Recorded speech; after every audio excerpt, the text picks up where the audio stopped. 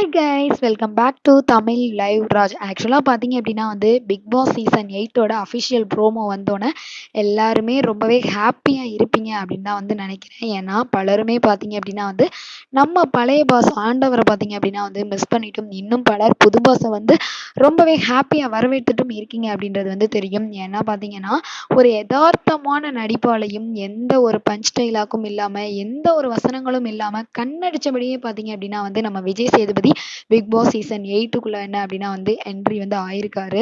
So இவர் பார்த்தீங்க அப்படின்னா பிக் பாஸ் சீசன் 8ல என்ன பண்ண போறாரு, எப்போதுமே யதார்த்தமான ஒரு முடிவு தாப்பா எடுப்பாரு. ஏன்னா எந்த ஒரு பிரச்சனைனாலும் ரொம்பவே நியூட்ரலான கருத்தை ஷேர் பண்றவர்.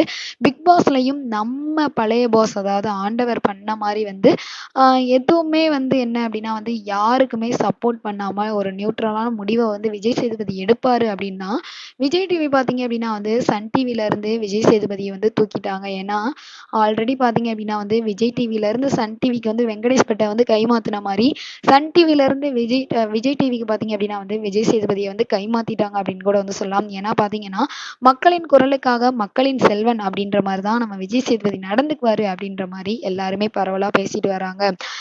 விஜய் சேதுபதி பார்த்தீங்க அப்படின்னா ரொம்ப சிமிட்டிக்க மாட்டாரு, அலட்டிக்க மாட்டாரு, எதுவுமே பண்ணிக்க மாட்டாரு, நார்மலாக பேசுவார், நார்மலான கருத்துக்களை ஷேர் பண்ணுவார்.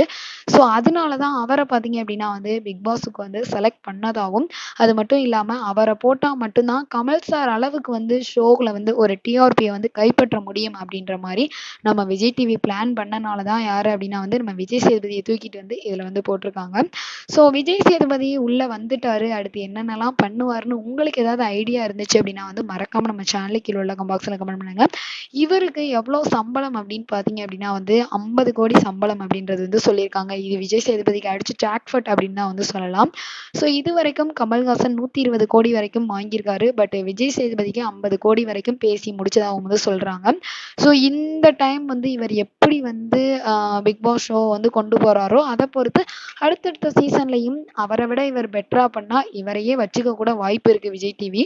ஸோ அடுத்து யாரெல்லாம் வந்தா பிக் பாஸ் ஷோ பயங்கரமா இருக்கும் அப்படின்னு மறக்காம நம்ம சேனலுக்கு கீழே உள்ள பாக்ஸில் கமெண்ட் பண்ணுங்க.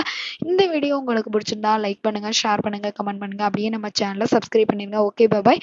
உங்களிடம் விடைபெறுவது உங்கள் கனகாராஜ்.